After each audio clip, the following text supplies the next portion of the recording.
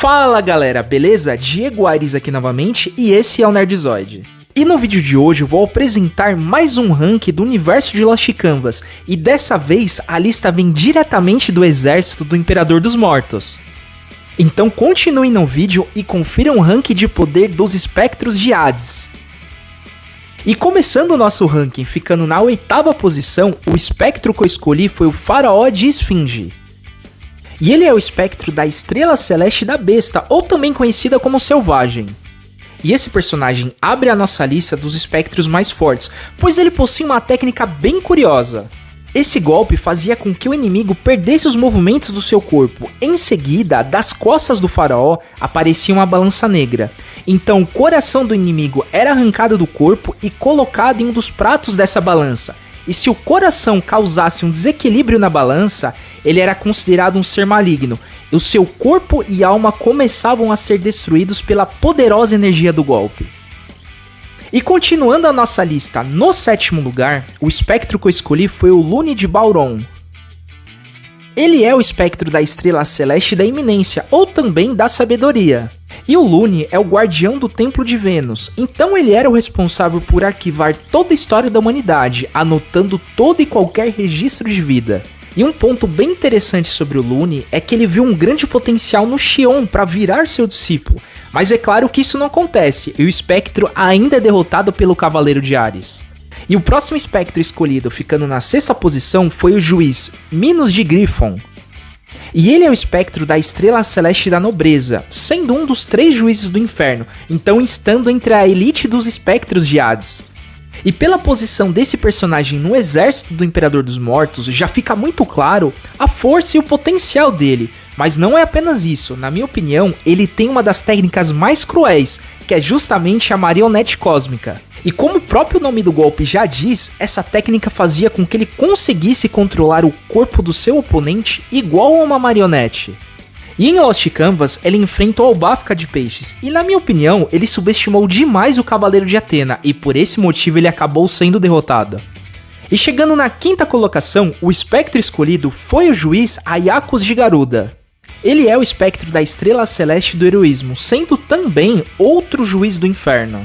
E esse personagem tem uma participação muito interessante na obra, principalmente por ser o comandante do navio das trevas de Hades, tendo como missão impedir a chegada dos Cavaleiros de Atena até o Lost Canvas.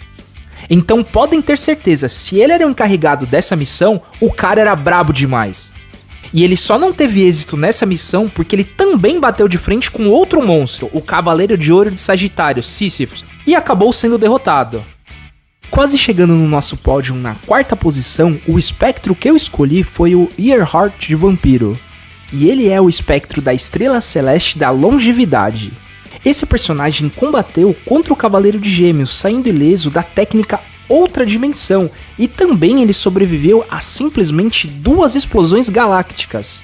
Acho que com isso fica muito claro que o nível dele era igualado ou superior ao dos Cavaleiros de Ouro, sendo considerado tão forte quanto um dos 3 juízes do inferno. E uma característica muito interessante desse espectro é que ele podia sugar o sangue do adversário, inclusive de uma forma muito peculiar. Então o que ele fazia? Ele fincava os dedos em seu pescoço ou tocando qualquer parte do corpo do oponente, recebendo assim nesse processo todos os conhecimentos e habilidade da sua vítima. Além disso, ele também podia transformar outros seres em escravos vampiros e usá-los como um exército mesmo. E abrindo nosso pódio, ficando no 3º lugar, o espectro que eu escolhi foi o Cagarro de Bennu.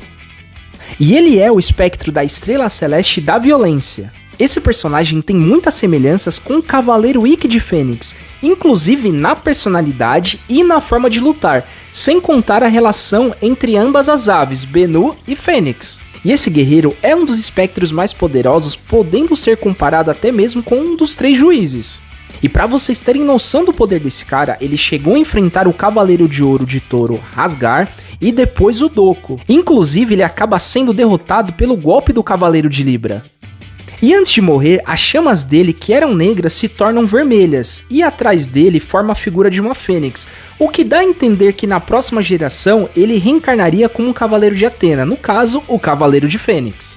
Mas lembrando, pessoal, isso é apenas uma teoria, até por Lost Canvas se tratar de um spin-off, não tem nada confirmado em relação a isso, mas digamos que é uma tese bem interessante, não é mesmo?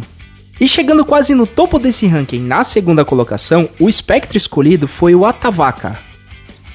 E ele é o espectro da estrela terrestre da liderança. Esse personagem é o único entre espectros cujo poder deixa livre de obedecer às ordens de Pandora. Importante também destacar que ele domina uma determinada porção do inferno, sendo que ele gosta de viver cercado de luxo e conforto. E para as tropas de Hades, ele é equivalente ao Asmita de Virgem, então sendo conhecido pelo título de o homem mais próximo dos deuses do inferno. E pelo fato dele ser muito ambicioso, o plano dele é então derrubar Hades e Pandora, elevando-se assim ao status de novo líder do submundo. E é importante destacar a força desse personagem, ele tem total domínio do sétimo sentido, podendo atacar e mover-se na velocidade da luz. Além disso, ele combateu em um nível igual ou superior ao do próprio Asmita, conseguindo bloquear o Tesouro do Céu. E ele é um dos poucos espectros terrestres de nível igual ou superior ao dos Cavaleiros de Ouro, e é considerado tão forte também, igual a um dos Juízes do Inferno. E finalmente chegando no topo dessa lista, na primeira colocação, o espectro que eu escolhi foi o Juiz Radamantes de Wyvern. E ele é o espectro da Estrela Celeste da Fúria, sendo outro Juiz do Inferno. E o pouco que nós sabemos a respeito desse personagem é que na sua infância ele era um nobre ou membro da realeza inglesa, e que o Valentine de Arpia já o servia nessa época também. E para vocês terem noção do poder desse cara, ele enfrentou e derrotou o cavaleiro lendário Elias de Leão. Depois disso ele acaba lutando contra o Cardia de Escorpião. Ele acaba sendo derrotado, porém quem morre é o Cavaleiro de Escorpião durante esse duelo. E calma que não acabou por aí ainda, hein, pessoal? Ele também luta contra o Cavaleiro de Leão, Regulus, isso quando ele já estava na versão divina dele. O Gold então consegue destruir o seu coração e mesmo assim esse espectro não foi morto. E o Radamantes só é derrotado mesmo após defender a Pandora contra um ataque do Alon. E esse foi o vídeo de hoje, pessoal, espero que vocês tenham gostado. Deixa aqui nos comentários o que vocês acharam desse meu ranking, se vocês concordam, discordam. Eu gosto sempre de acompanhar a opinião de vocês. E muito obrigado para quem acompanhou até aqui e até a próxima. Fui!